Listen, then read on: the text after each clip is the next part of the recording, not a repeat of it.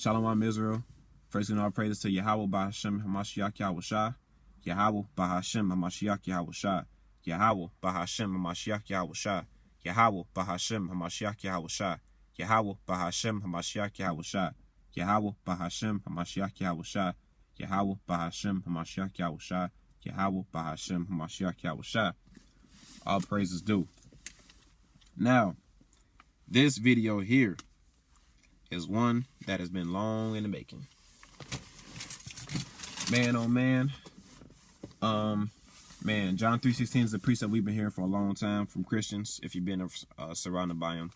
This is the number one go-to. This is the only precept that they know by heart for real. This is what they lean on, man. And when I was getting into this truth, I didn't know how to debunk that, because it clearly says that he loved the world, and they think it's the whole world. But as we know, the Most High does not love everybody, man. Yahweh Shai did not come die for everybody. Let me see something real quick.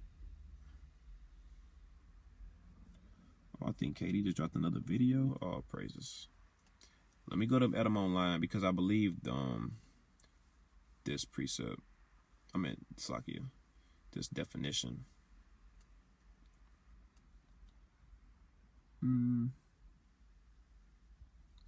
Con. Alright, this Edom Online definition. This is one of the definitions that it says on here. It says world. People in general, especially a distinctive group of people with some shared interests. With some shared interests. So as you know, the Israelites, we necessarily don't have a shared interest, but have a shared power. We have a shared creation. We all come from the same creator, Israel. We are connected to the Most High. We are his world. He calls us his world. So let's start this off by reading John 3:16, of course. Introduce it. And I hate that the Christians, they just use this so much and have no oil to understand what this is actually trying to say, man. So let's read John 3:16, because it's still scriptural. We can't just deny it. Not deny it, but, try to exclude it. But, we know what it's talking about. So it says, for God, for the power, so loved the world, that he gave his only begotten Son, that whosoever believeth in him should not perish, but have everlasting life. So, as you clearly can say, it says he loved the world. But who is his world? I read Deuteronomy 7:6 last video. He's saying that Israel is his chosen people. He didn't say Israel was world there, but he said Israel was his chosen people. So, let's get Isaiah 45:17, of course. This is the first precept I usually go to. Isaiah 45:17. And they're going to be like, oh, Old Testament. We're going to get New Testament. I got more New Testament precepts than Old Testament for this debunking right here. This is Isaiah 45:17. It says, but Israel shall be saved in the Lord with the everlasting salvation. Ye shall not be ashamed nor confounded, world without end. So he's describing what type of world Israel is going to be. We're not going to be ashamed nor confounded world. Without end, where our people are the number of the sand of the sea, roughly paraphrasing. Our generations are as the number of the sand of the sea. You can't number sand. So, he said Israel is going to won't be ashamed nor confounded world without end. Let's go to Hebrews chapter 1. Now, this is my favorite precept to bring out against Christians who talk about the worlds. Now, I love this precept, Hebrews 1 and 2, because I don't care what translation you put it in, it'll debunk so much shit. I don't care if you put it in King James translation, you put it in NIV, you put it in NLT, you put it in GNTD. I don't care what translation you put it in. You can't deny what it says, bro. They run over this precept as well. Of course, we're going to start with the King James translation first. This is Hebrews chapter 1. I'm going to read verses 1 and 2. Starting at verse 1. It says, the power who had sundry times, power who at sundry times and in divers manners spake in time past unto the fathers by the prophets. Verse 2. hath in these last days spoken unto us by his Son, comma, whom he hath appointed heir of all things, comma, by whom also he made the worlds. So, this precept right here explains a few things. First and foremost, it says worlds, so there's more than one world. There's not just one world, it's more than one world. Not meaning universe, but as we know, world means more than one people. We actually can take this two different ways. Worlds meaning multiple planets, multiple universes. Could get that as well. Yahushua created everything. This proves everything. This proves Yahushua made everything. It says, by whom also he made the world. So he made the worlds through Yahushua, as we know. This is basic Radavarian doctrine. You know that Yahushua made everything. Yahweh didn't do nothing. He just told them to do it. He's a shot caller, as we know. But two, it says he explained the worlds. Worlds meaning different specific groups of people, like Edom Online said. Let's get NLT first. NLT is a crazy translation right here. New Living Translation, Hebrews 1 and 2. It says, and now in these final days, he has spoken to us through his Son. The power promised everything to the Son as an inheritance. And through the Son, he created the universe. Clearly, it says that Yahushua made the universe. Yahushua made this planet. He made this world. Yahushua is the creator of this world. It's not Yahweh. Yahweh just gave the instruction to do so. Let's get NIV. Pretty much says the same thing. Hebrews 1 and 2. But in these last days, he has spoken to us by his Son, whom he appointed heir of all things, and through whom also he made the universe. So clearly it says that Yahushua made the universe. And also, King James translation, it says worlds. So there's more than one world. So as you know, Israel is his world, and there's more than one worlds of people. Worlds meaning people in this aspect. Well, like I say, it really got a double meaning. Scripture's sharper than a two-edged sword. Scripture just, you gotta have the oil to understand that. More than one world, as we know. Now, let's get John chapter 10. It's getting a little cold in here. Hold on. Roll these windows up. Yeah, I had the windows down. Your boy get hot pretty quick. So I had to keep the windows down a little bit. Let's get John chapter 10. We're going to start at verse 15. John 10 and 15. It says, as the Father knoweth me, even so I the Father. And I lay down my life for the sheep. Verse 16. And other sheep I have, which are not of this fold, them also I must bring, and they shall hear my voice, and there shall be one fold and one shepherd. So, Yahushua saying there's not two types of sheep, but there's two sheeps that he died for. He died for the one sheep that he has now, that was with him, and the other sheep that wasn't of his fold, of that fold. So, let's go to Ezekiel chapter 37. Or if you ever heard this sermon that your pastor and priest, they call this the Valley of the Dry Bones sermon.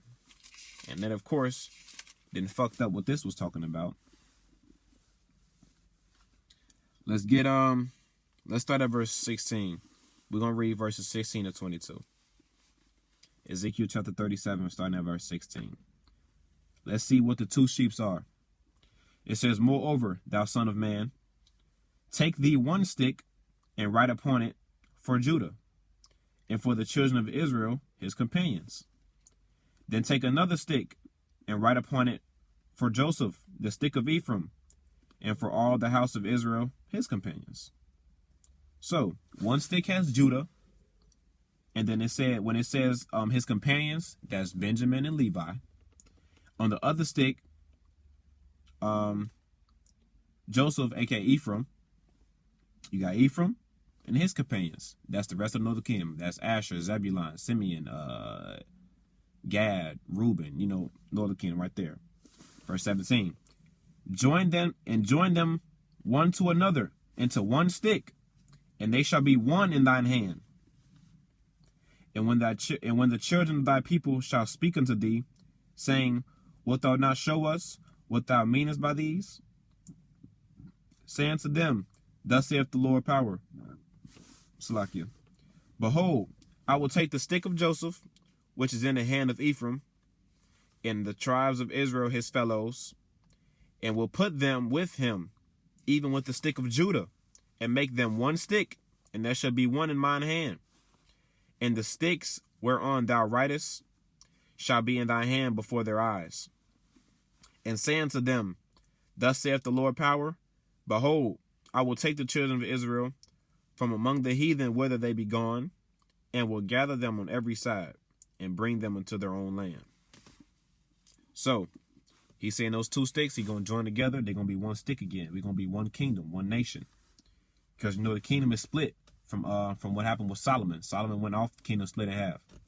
So, therefore, now he's saying that the kingdom is going to be one again, eventually. And we know that happened through Yahushua's death and believing on his blood. And now we being one again. Verse 22.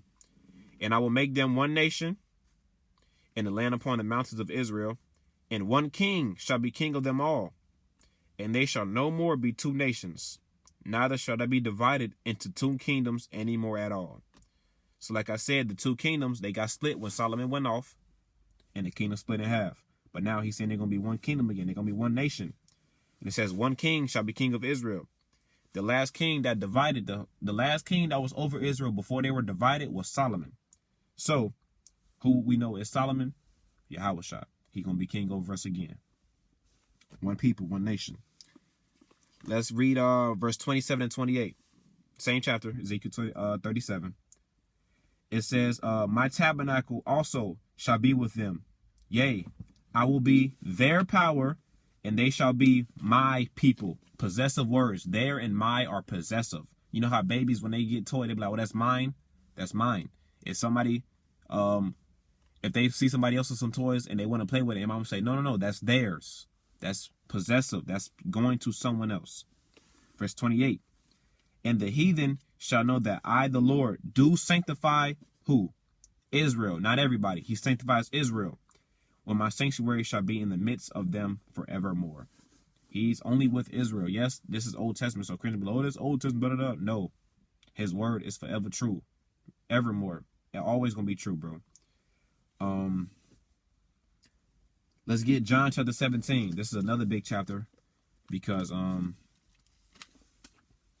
Yahushua is about to be delivered to go about to get delivered to the Romans to get put in prison. He's about to get persecuted. So this is John 17. This is a prayer that he had to the Father. And let's see who he's praying for. John 17, let's start at verse 9. We're going to read 9 through 11, and we're going to drop down some. John 17, let's start at verse 9. It says, I pray for them. I pray not for the world, but for them which thou hast given me, for they are thine. He said he does not pray for the world. So what is that talking about? Christians. I'm going to read it again, verse 9. I pray for them. I pray not for the world, but for them which thou hast given me, for they are thine.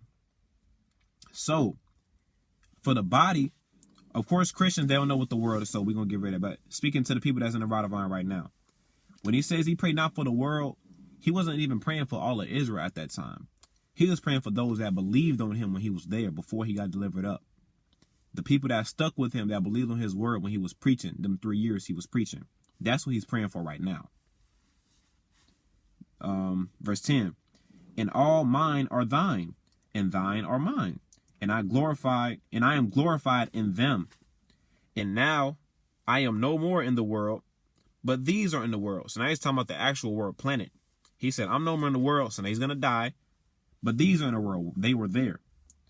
And I come to thee, Holy Father, keep through thine own name those whom thou hast given me, that they may be one as we are.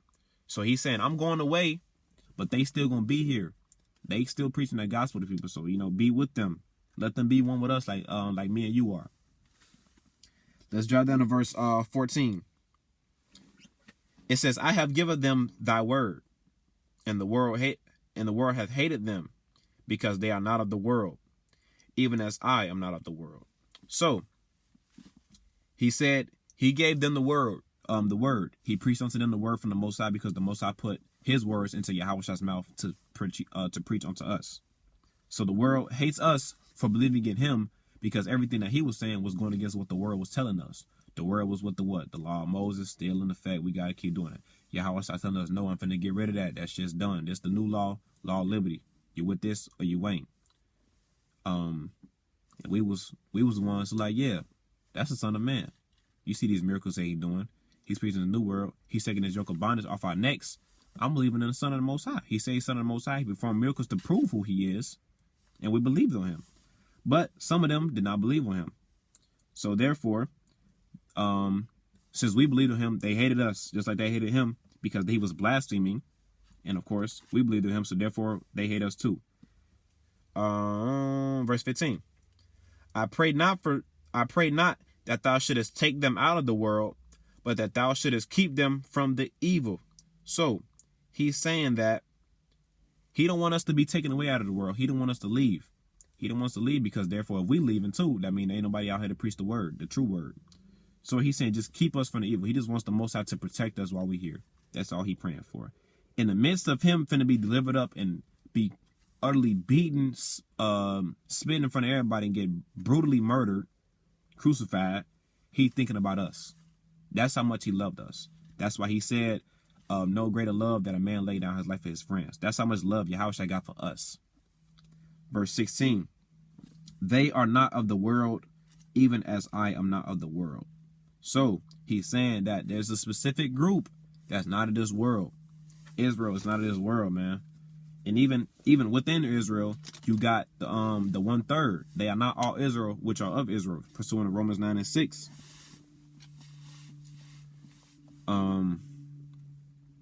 So yeah, man, that's pretty much it.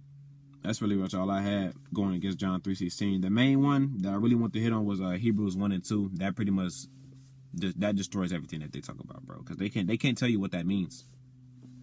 He said he created the worlds, and as we know, Yahweh made everything, and they don't believe that. They believe God did it. God did it, right? But this video was kind of short, so I'm gonna throw in that little bonus one. Bonus. I only said that because you know how Katie be saying, I give y'all that one for free. This is gonna be my for free one. How they say his name is God. Once again, I'm gonna stay in Hebrews 1 because Hebrews 1 is just out of this world. It's ridiculous, bro. But this is Hebrews 1. When they say that his name is God, or they always call him God, you know, that makes no sense. He called us gods, pursuant to Psalms 82 and 6. 82 and 6? I got fact checking now. I think it's 82 and 6. He said, ye are gods. We are gods. And Yahweh said the same thing. I can't remember what chapter it was. I believe it was chapter 5 of John. He said, is it not written in your law that ye are gods? 82 and 6. I have said ye are gods, and you are all children of the Most High. We are gods. Therefore, his name can't be God, because he called us gods. And he not only did he call us God, Yahweh called Yahushai God. Let's get that in Hebrews chapter 1. I'm going to start at verse 5 to give a little background. Hebrews 1 and 5. For unto which of the angels of the Elohim said he at any time, thou art my son, this day have I begotten thee. And again I will be to him a father, and he shall be my son. He shall be to me a son. And again will he bringeth in the first begotten into the world. He saith, and let all the Elohim of the power worship him. And of the Elohim he saith, who maketh his Elohim spirits, and his ministers a flame of fire. Verse 8 is the meat of it all right here. He said, but unto the Son he saith. So Yahweh is talking to Yahweh Shai. Look what he said. He said, thy throne, O God, is forever and ever. A scepter of righteousness is the scepter of thy kingdom. Yahweh called Yahweh Shai God, so how can the Most High's name be God? God, and I'm putting it in Christian terms, God called Jesus God. So how the fuck can his name be God? That makes zero sense to me, bro. I don't know what Christians think his name is, and it ain't no fucking Yahweh. It ain't no Yah, none of that shit, bro. His name is Yahweh. He is Yahweh Shai. He is salvation. It ain't none of that, bro. His name is Yahweh. Paleo Hebrew is our original language. And this verse 8 also proves another thing, man. Look what it says. The bottom of it. It says, a scepter of righteousness is the scepter of thy kingdom. And as we know, what that scepter come from? Let's get Genesis 49. Let's get the first prophecy of Yahweh Shai. I believe this is the first time he was mentioned in scripture. Besides being Adam, of course. His first prophecy. Genesis 49. This is, we know Jacob blessing all his sons going through each tribe. So let's see what he said about Judah. Let's start at verse 9. He said, Judah is a lion's whelp. From the prey, my son, thou art gone up. He stooped down. He couched as a lion, and as an old lion, who shall rouse him up? Verse 10. The scepter shall not depart from Judah, nor a lawgiver from between his feet, until Shiloh come. And unto him shall the gathering of the people be. So, Slakia, he said the scepter shall not depart from Judah. That scepter meaning that kingmanship. That's what I want to say. Every king that Israel ever had, that Judah ever had, was supposed to be coming from the tribe of Judah. As you know, King David, Solomon. We had Saul, but he was a Benjamite. Saul didn't last long, as we know. People pointed that king. Most high point, I know the other kings. Supposed to be from the tribe of Judah. That's why the scepter never departed from Judah. Verse 11. Binding his foil unto the vine, and his ass's coat unto the choice vine. He washed his garments in wine, and his clothes in the blood of grapes. His eyes shall be red with wine, and his teeth white with milk. So, as you see, it says Yahweh Shai's garments are going to be as wine, and his clothes in the blood of grapes. You can read about that in Isaiah 63. You can read why his clothes are going to be bloody. But yeah, that's pretty much all I had, man. That's a little bonus one that I talked about. But I'm gonna close this video off right here. I don't know how much storage I got on my iPad, so I'll probably cut my series off for today at least. I might go back and do it later, but I want to get at least the first two posted because I know sometime in the middle of my video it's gonna cut off because I ain't got no storage. So that's gonna be the first and second video that I got. But Shalom Israel. I'm gonna make, how many videos I got left? I got one. Actually, no, how many gonna do? I gotta debunk 1, 2, 3, 4, 5, 6 more to go. But that's gonna wrap this one up. Stay tuned, Israel. I gotta get this out of my system because this shit been irking my spirit for so long. I just had to get this out, man. Get this spiritual bullets, man. Sharpening my sword, man.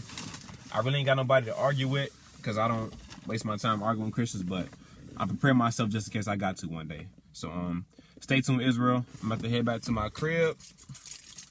Give me something to eat because I ain't ate all day. Do man's wisdom, do some homework, probably play 2K. I'm trying to get, you got to find the little things in captivity to keep you going, when you're not reading, because, you can't read all the time. You're going to get burned out. You're going to burn your brain out, man. Cook your shit. Meditate day and night like Psalms 1, baby. But stay tuned, man. If y'all have not watched KD's video, Prophecy and Promotion, please watch that because that's some vital information. Watch parts 1 through 3.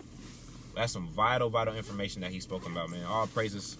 Shalom, Ak Nehemiah. Congratulations, Ak, for your promotion. All through the spirit and power of Yahweh, Bashim Yahweh Shai. We close, family. We close. We don't know how close we are. But as we see, man, this war, I'm hoping that shit pop off soon. Somebody gonna bust a move. Russia, they gonna bust a move first. I'm already knowing. Somebody gonna go. This variant, they said COVID is going down. They said that shit dropping. So you know what that means? They're gonna drop another fucking variant. I guarantee they're gonna drop a fucking variant. And it's gonna be another Greek word. They got this the Omi. You ain't heard of Delta in long, have you? You ever heard about what's some motherfucking variant they got, bro? Damn, it's been so many I fucking forgot. You got the original shit, then you had the Delta, Then you got the Omi. I can't even fucking remember, bro. But I really believe that it's gonna be another variant coming out, bro. Because every variant that equals what? Another booster. I remember Gaul showed me this picture on his phone, bro. It's a nigga with hella fucking band-aids on his shit, bro. There's some motherfuckers out there got like 6 shots already, bro. That shit crazy, bro. Dumb as hell. Stay tuned, man. Don't you fold. Don't you fucking fold for this fucking vaccine. Don't fall for the okie doke. Don't fall for this fucking okie doke, bro. Everybody they gonna wish they never fucking had it, bro. And we've been telling motherfuckers, stop taking that shit. Stop doing it. That shit is fugazi. Stop doing that, bro. Ezekiel 33 and 33. They gonna know a prophet was among them after they see what the fuck happens to their bodies, bro. Shit, change your DNA. What are you doing, bro? Oh, our people are so lost, man. That's that gross darkness, bro. Gross darkness. That shit real. But Israel, just stay together. We got this body for a reason. Ox and the Disco, we got Disco for a reason. We got the Aquaf, they got their channel. They got their own little Discord little thing. I know a lot of people have clicked up, met each other, gotten lunch or something, man. People talking to people through Facebook, social media, whatever you gotta do, man. Just click up with your family, because we don't know when this title gonna drop. And when it do, we moving. They not playing no games with this, bro. We gotta be ready, man, because the Most High, His word not gonna be slack. It ain't gonna be it's not gonna tarry. Like Habakkuk, I think that's chapter 2. Said, though it tarry, wait for it, shall surely come at a point in time. Roughly paraphrasing. Gotta be patient. Gotta wait. Shall surely come out at a point in time, bro. But I will not vent, but I will ramble on about focusing on the present here and now. That's something else I meditate on today, man. But stay strong, family. Shalom.